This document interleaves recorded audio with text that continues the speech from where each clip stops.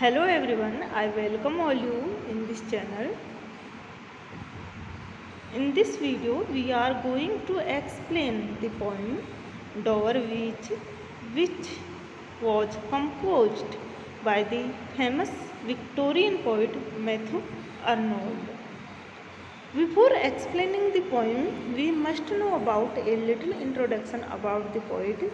So now we will discuss about the poet. Matthew Arnold was born at Laheyland near Staines on 24th December 1822. His father, Thomas Arnold, was the famous headmaster of Rugby School. He was himself educated at Rugby. In 1840, he won the school prize in English verse. In 1843, he won the Newgate Prize for writing a poem on Cromwell at Balliol College, Oxford. In 1845, he was elected Fellow of Oriel College. He worked as a master at Rugby for some years. In 1851, he was made inspector of schools. That year, he married the daughter of Justice Winckelmann. From 1857 to 1867, he was professor of poetry at Oxford. He died at Liverpool on 15th May 1888. Now we will talk about the most important works which is famous in literature. So his first volume of poems, The Street Traveller and Other Poems, appeared in 1849. In 1852, he was published Empedocles on Etna and Other Poems.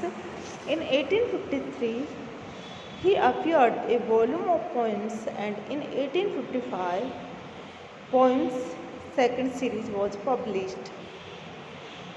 In 1858, he wrote Marrow, a tragedy was published, and New Poems was published in 1868. He also wrote much on criticism. As a poet, we find clarity of expression, gravity, and dignity of thoughts in his poems. He has classical sense of proportion and harmony. He cannot tolerate exaggerations of sentiment or passion or emphasis either in description or in epithets and imagery. He writes with a purpose and a definite aim in his mind, and his writings are free from the cloud of passion and imagination that hang upon and obscure the expression in Keats and other romantic poets. As a poet of nature, Arnold bears some resemblance to Wordsworth. He also possesses penetrating and sympathetic insight in nature, and he believed in its heading power. But it is not a nature but he is not a nature worshipper like Wordsworth. Neither does he find perpetual joy in it, nor does he recognize any mystic union with it, but takes only a detached view of it. Comparing Arnold with Tennyson, Lord de Table says that the latter occasionally goes wrong, but Arnold is always accurate. Now we will discuss about the theme of the poem. The poem Dover Beach was published in 1867. The poet has expressed pessimism in this poem. According to him, the world is full of misery. Even the Greek poet Sophocles sang it, but in olden times men had faith and love for each other, but that they have now lost and instead fight with each other. Here the poet is reminded of it by ebbing of the sea at the Dover beach.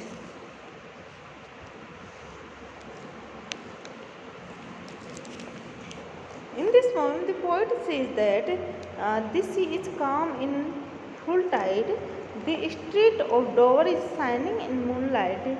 There was moonlight on the French coast also, but it is not there now. It is falling on the English hills and coast. Oh beloved, come to the window. The night air is sweet, small of sea water are falling upon the coast, which is shining white in the moonlight.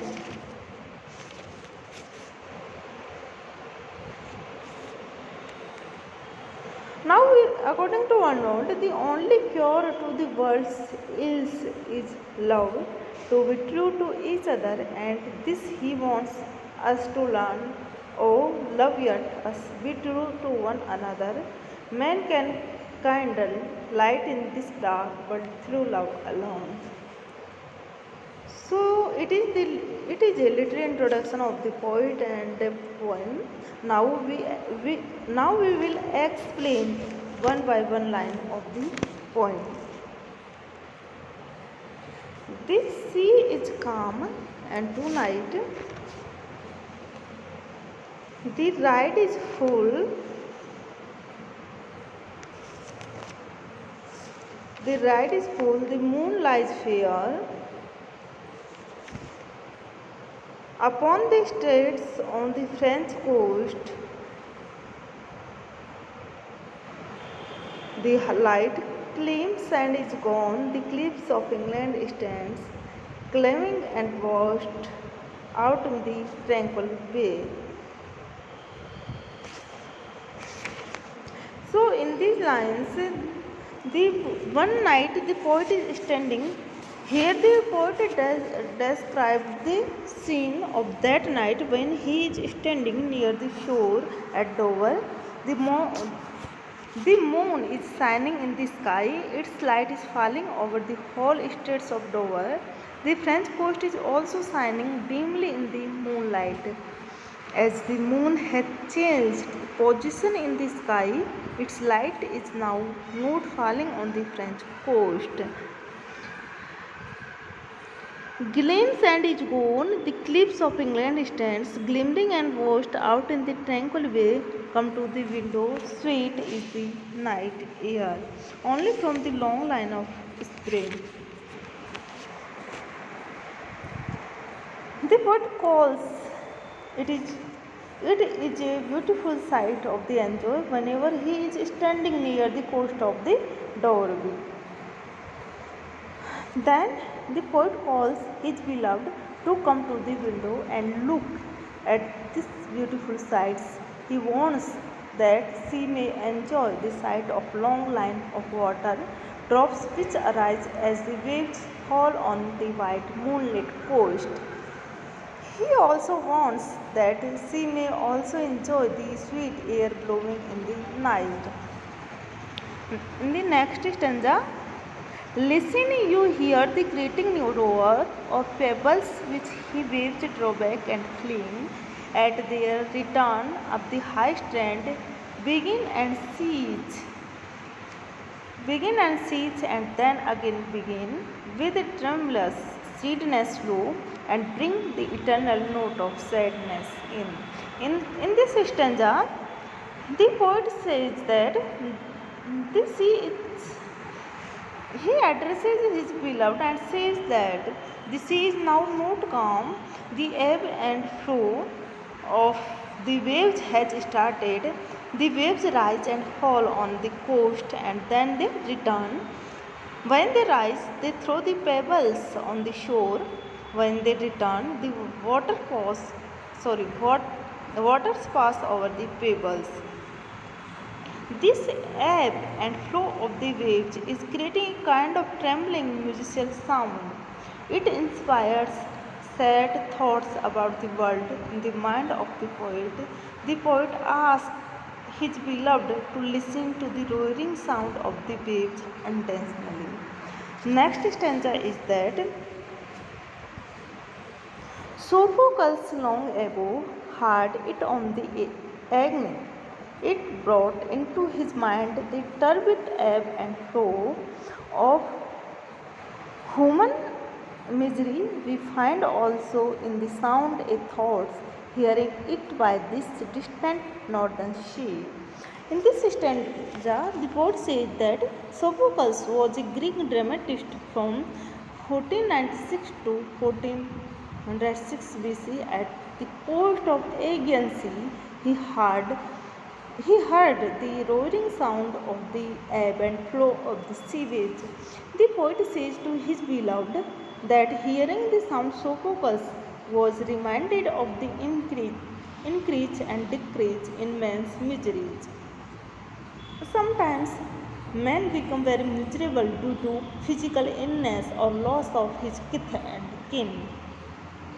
This is the flow of miseries. After sometimes he feels a bit relieved of miseries.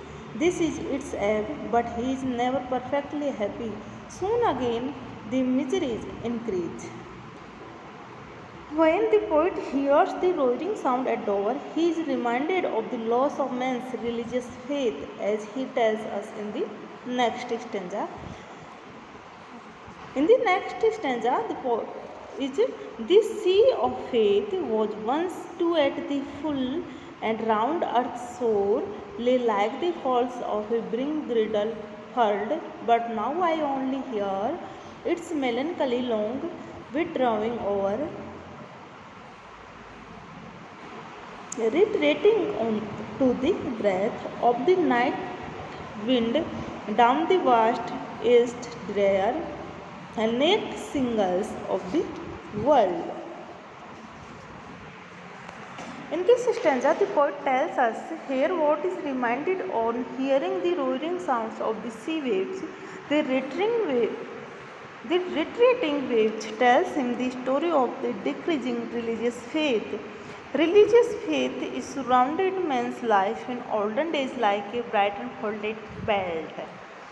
Every man had faith in some religion. Generally, every man had faith in God and morality. But in modern scientific age, God has been detoured, and morality has become unpragmatic. To the poet's faithless world of today appears as cheerless as the naked pebbles of the seashore when the waves have ebbed away.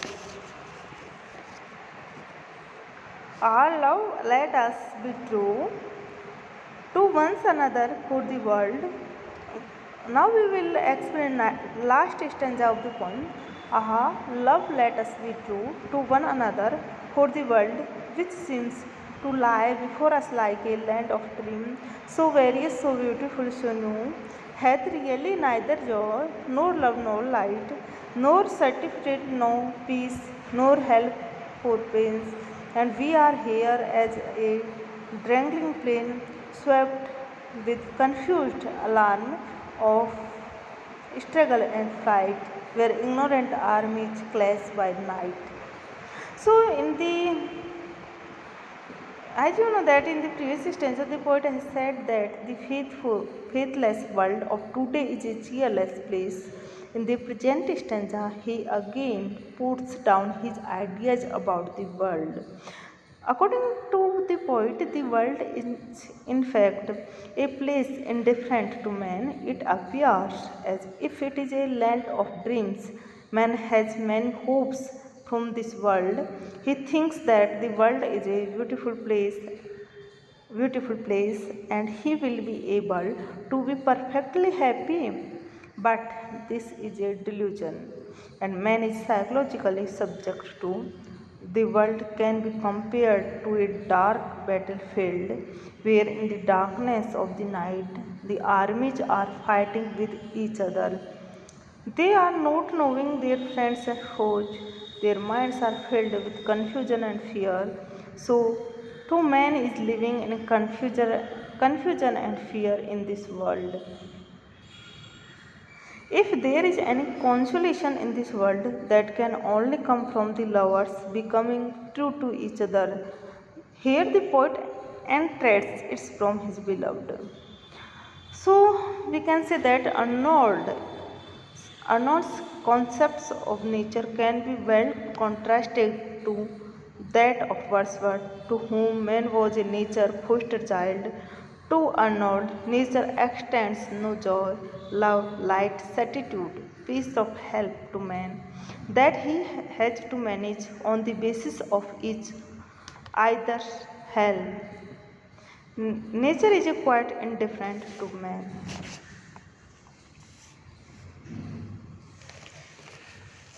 So here the poet describes that the only cure to the world is love, to be true to each other, and this he wants us to learn. Our love, let us be true to one another. Man can kindle light in this dark world through love alone. Thank you.